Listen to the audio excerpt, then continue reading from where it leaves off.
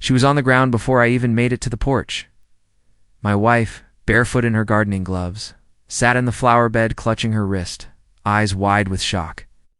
Two strangers in neon vests stood over her like they owned the place, one pointing a clipboard at her face, the other still breathing heavy like he'd just pushed a door open that wasn't his. "Step back," I said, my voice low but firm. The clipboard guy turned.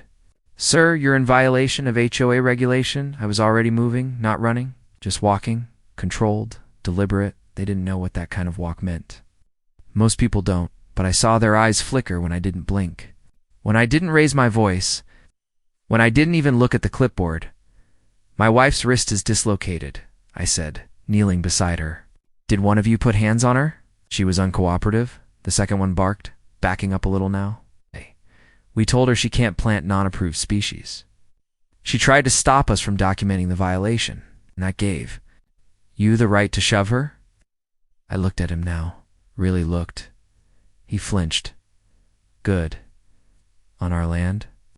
"This is HOA jurisdiction," clipboard guy said quickly. "We have the right to enforce codes." "No, you don't." I stood up. Slowly, they didn't recognize me. That was the funny part. Every year I trained over 100 men to neutralize threats in less than 3 seconds. I'd taught SWAT commanders how to breach and clear hostage rooms. But these two, they saw a guy in a worn-out shirt and boots with mud on them. "You know what I do for a living?" I asked, brushing soil off my hands. They stared. "I train counter-terror units," I said softly. "The first thing we teach is don't touch civilians unless lives are in danger. You've just failed that test." The shorter one took a step back. The other looked around like he expected backup to appear from the hydrangeas. "I need you to leave," I said. "We're calling the HOA board," clipboard guy snapped. "You're going to regret this." I smiled. "You already do," I said, and nodded toward the corner of the house where a small red light blinked under the eaves. Security cam audio. Full video. Their faces drained of color. And then came the sound that changed everything. Sirens, not from down the street, but from inside my truck. Custom law enforcement comes silent. Alarm triggered when my wife hit the emergency button in her pocket. They thought they were about to file a report. They didn't know. I was about to write one myself. They didn't move. Not right away. The sound of the sirens, sharp, close, and clearly not coming from any county, unitraddled them. Clipboard guy looked at my truck like it had just turned into a tank. "What the hell is that?" he muttered, encrypted. "Comes," I replied calmly, walking past them toward the driveway. "Direct line to regional dispatch. You activated it when you assaulted my wife? Can't do that?" The other one barked, but his voice cracked. "You're not law enforcement." I stopped and turned slowly. "You're right. Not law enforcement." A pause. Both of them stiffened. "I train law enforcement." That hit. You could see it in their faces the way one of them suddenly remembered every news story about undercover units, about military instructors, about special clearances. The clipboard tilted slightly in his hand. Just then, my neighbor's garage. Door creaked open across the street. Mr. Landry stepped out, Vietnam vet, quiet guy who keeps to himself. He saw my wife sitting on the ground, then looked at the two men in vests, then at me. He didn't say a word, just picked up his phone. I looked at the intruders again.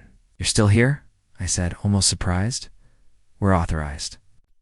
By the HOA clipboard guy tried again. I cut him off. "Schwunt." He blinked. "Haven Springs Association. There is no valid HOA for this property." I stepped closer now. "We opted out 8 years ago." "Legally filed and confirmed. The land split left this lot independent. That boundary was upheld in county court." He opened his mouth, but I kept going.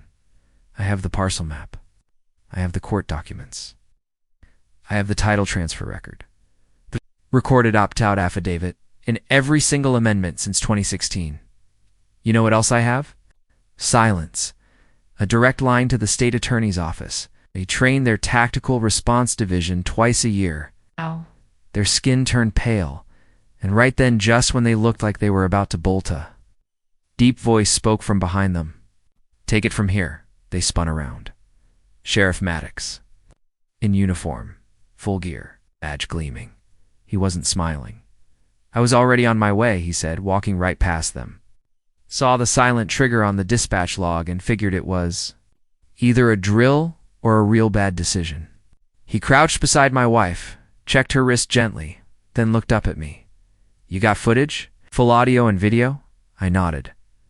The sheriff stood and faced the two men. Names. I were just HOA compliance clipboard guy. Stammered. Names, Maddox said again. Slower this time, they gave them up. Shaking now, the sheriff pulled out his tablet. Well, gentlemen, looks like we've got a little problem. They looked confused. See, impersonating a code enforcement officer? That's a felony, especially when force is involved. He turned the tablet around. And your names aren't on any of the approved HOA enforcement rosters, not even as volunteers. A beat of silence. You're not just in the wrong neighborhood, he said. You're in the wrong jurisdiction. And this time neither of them had anything to say. One of them tried to bolt. Didn't even make it past the mailbox. Sheriff Maddox didn't chase him. He just tapped his radio. Unit 5, runner headed east on Westridge. Clipboard shaking like a wet cat. Copy that, came the response instantly. Visual confirmed. Intercepting now. The other one stayed frozen in place, breathing heavy, eyes darting between Maddox and me, the quiet red light still blinking under the eaves. I stepped closer. It's just enough that he could see the calm in my face wasn't fake. You shoved my wife, I said quietly, on land you don't own, while pretending to be someone you're not. He started to mumble something, maybe an apology, maybe a denial, but the sheriff cut in. Save it for the real interview, Maddox said, tightening the cuffs on the guy's wrists. You boys woke up thinking this was a homeowners association? Matter. But after what I've seen today, you're lucky you're not being booked under assault with impersonation and trespassing during an active emergency call. The man in cuffs glanced at me one last time. He looked like he wanted to ask who I really was, but I wasn't giving him that satisfaction. Instead, I walked back to my wife, who was now seated on the porch step with a cold pack Maddox had handed her. She looked at me with that steady strength she always had, like nothing surprised her anymore. You okay? I asked gently. She nodded. Wrist hurts like hell, but I'm fine. Hospital or wrap here? She gave me a look. You taught. Field trauma? Remember? I smiled and helped her to her feet. Just then, Mr. Landry crossed the street, holding something wrapped in a folder. Figured you might want this, he said, handing it to me. A copy of the county parcel map. Keep it handy in case anyone tries to pull this HOA crap on me too. I opened it. There it was. The thick black border showing our property line. The HOA's boundary, nowhere near it. Thanks, I said. Might come in handy, Landry said, lowering his voice. They've been doing this to the new family on Ridgeview. 2 immigrants. English isn't great. Ha's been bullying them all week. It hit me harder than I expected, because now it wasn't just about my wife. It was about every decent person these fake enforcers thought they could scare. I turned to Maddox. How deep does this go? Sighed, glancing toward the cruiser where the other guy was now cuffed and whimpering in the back seat. Deeper than I thought, he said. We've had a few complaints, but nothing concrete. Till today. I stared at the blinking red light again. Well, I said, voice cold now, let's make it concrete. Because this wasn't just trespassing anymore. This was war on the wrong block. By nightfall, the footage was already in the sheriff's system and forwarded. Straight to the county prosecutor. Maddox didn't wait. He called an emergency meeting with the Board of Supervisors and had me sit in. It's not because I asked, but because he wanted backup. Real backup. Someone who understood tactics, chain of command, and most importantly, how power gets abused when no one's watching. They've created an off-the-books enforcement team, he said, clicking through body. CAM footage and cross-referenced records. No official badges, no training. It's just neon vests, printed notices, and a lot of fear. I watched clip after clip doorbell cams from neighbors, shaky phone videos, even one from the new couple on Ridgeview, a woman crying while 2 HOA guys pointed at her windows, yelling about unauthorized curtains. A toddler screaming in the background. They use intimidation, Maddox said.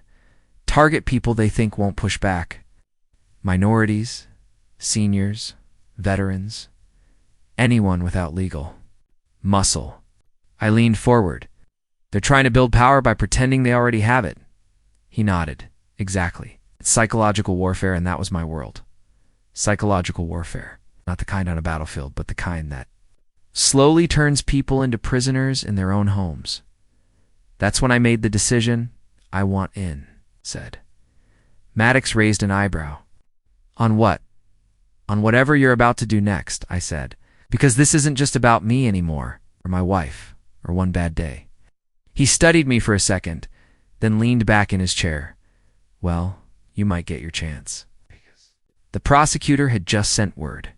A county-wide investigation was being opened against the HOA board itself, not just the fake enforcers, but the president, the treasurer, the operation's head of rename tied to an HOA fund that had been collecting compliance fees off the books. I felt something shift deep in my gut. The kind of shift I used to get before raids overseas, when intel turned from vague chatter into solid confirmation. It was game time. I'll assemble documentation, witness statements, timelines, I offered. You'll do more than that, Maddox said. You're going to be our liaison for every victim who's too scared to come forward. And you're going to help us smoke out every fake badge and fraudulent fine these people have issued. I nodded once, sharp, controlled. Outside, the wind had picked up. Porch lights flickered up and down the street. Inside, the real battle had just begun. And this time, wasn't just defending my land. I was taking back the whole damn neighborhood.